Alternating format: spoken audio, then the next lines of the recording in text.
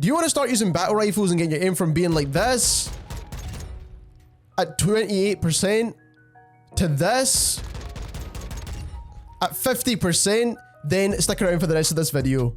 So battle rifles, a new category of weapons that have been added in to Modern Warfare, and these guns are kind of in a weird situation where they're kind of like a hybrid between marksman rifles and assault rifles, but this video we're going to cover what are the best class setups for all of them. So the first gun we're going to start off here is the FTAC RECON. Now the reason why we're starting off with the FTAC is because it's part of the M4 family. You've probably leveled up some attachments for this one and probably used this weapon to try and get some attachments as well. Now this weapon category is in such a weird place at the moment because if you are looking for semi-automatic weapons that output a good amount of damage and are relatively accurate, then I would recommend the marksman rifle category instead, just the way it's sitting. Now in multiplayer it's not too bad, of course, because the TTK is super quick, so you can use pretty much any gun you like. Regardless, we're going to cover this, so if you do enjoy this style of content, don't forget to subscribe as we try to reach our goal of 50k subscribers. When it comes to the muzzle, what you want to use here for the FTAC RECON, and again the attachments are going to be majority similar because they are very similar weapons, aside from one weapon in this category.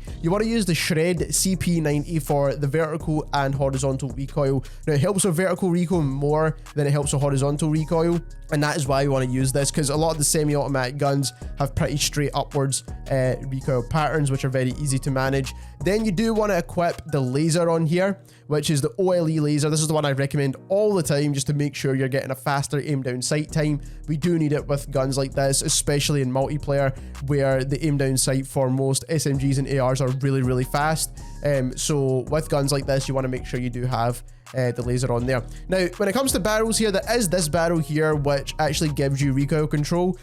Personally, I just don't think it feels as good as the overall setup I have for the Shred kind of compensator here. So I think overall this is a better build than having the barrel on there. Then when it comes to optics, I think the VLK optic for the semi-auto rifles or the SZ SRO optic is pretty solid as well, but I think the VLK is the best. I think overall, sweet spot wise, when it comes to a good amount of zoom and then also being able to see your target clear, and then also being able to use this gun at a kind of medium to long range, the VLK is absolutely solid for that. Then when it comes to stocks, I do think the Demo Precision stock helps with recoil control. When it comes to these battle rifles, I do think you need a larger magazine. 5-round mags are ridiculous, first of all. At base, this gun has 10, which is okay, but I do think you do need that 15-round mag on there, because you do run out of ammo pretty quickly, especially if you are able to spam the trigger really fast. Now, testing this out in the range, once again, as you can see, it only takes a couple of shots to down a player. Now, when you're in-game, it's actually going to have a faster TTK than this. Most of the time, it is a 3-shot kill. If your trigger finger is relatively quick, and you are kind of leaving a short delay between your shots, so if you fire 2-3 shots quite quickly, you want to leave a bit of a delay between your next couple of shots so the gun can recenter itself, then you are going to get a relatively solid TTK with these weapons here. Next up, we have the LACHMANN-762. Now, this is the gun that you need to actually use to actually level up and get the Ripper underbarrel, which is my favorite underbarrel in this game and the one I think is absolutely the best. But in terms of this weapon overall, I think the setup stays exactly the same. So lock shot, which is basically the equivalent of the previous muzzle that we talked about. So you do get that vertical control and horizontal control. Then we are using the OLE laser, we are using the VLK, we are using a larger mag. You don't need 50 round drums, that is overkill, plus it's going to con your ADS way too much. 30 rounds is more than enough for a weapon like this. But when it comes to the barrel, I do think the barrel on the LACHMANN is actually a better option here. So you do want to choose the first barrel, which is the 16-inch barrel here, and this is going to help with recoil control, it's going to help with bullet velocity as well. Now, taking this gun into the firing range now, what you want to do is when you're firing these kind of weapons, like I said, take the first couple of shots, then take a quick break, and then start firing again. So you kind of want to 1, 2, 3, stop, then 1, 2, 3. That's how you want to kind of use these weapons here. I think that is the way to keep them the most accurate, because if you keep spamming them, they kind of bounce about all over the place, which is not ideal. And then on top of that, I do think the LACHMANN in general is a little bit better than the FTAC RECON. Now, you can switch these guns to full auto mode, but if you do that, the recoil is absolutely crazy on these guns, and I would never recommend using these battle rifles in full auto.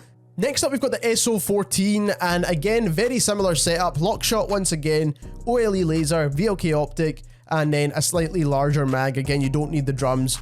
Overkill, like I said before. But with the SO-14, I do recommend the Bone Master barrel. I do think this absolutely helps when it comes to recoil control on this weapon. Absolutely ideal when you pair it with the lock shot as well. So it's definitely going to make the gun a lot more accurate.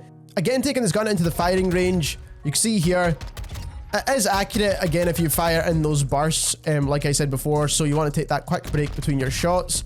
When it comes to this gun, I'm not a huge fan of the way the recoil is, if I'm being perfectly honest. It's kind of like part of the EBR family, so it's kind of like one of those weirder ones, and the recoil is kind of a bit more bouncier in my opinion, compared to the LACHMANN one. So in my opinion, this is not my favorite. But you can still get some pretty accurate shots off, of course, that's the whole point. If you do switch this to full auto mode, again, it'll be another crazy recoil, where you do run out of ammo very fast, even if you put on a large mag.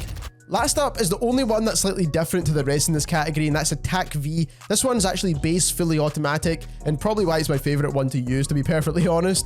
But it's basically built very similarly to an assault rifle, so we are still using the lock shot because it does have quite a bit of vertical recoil.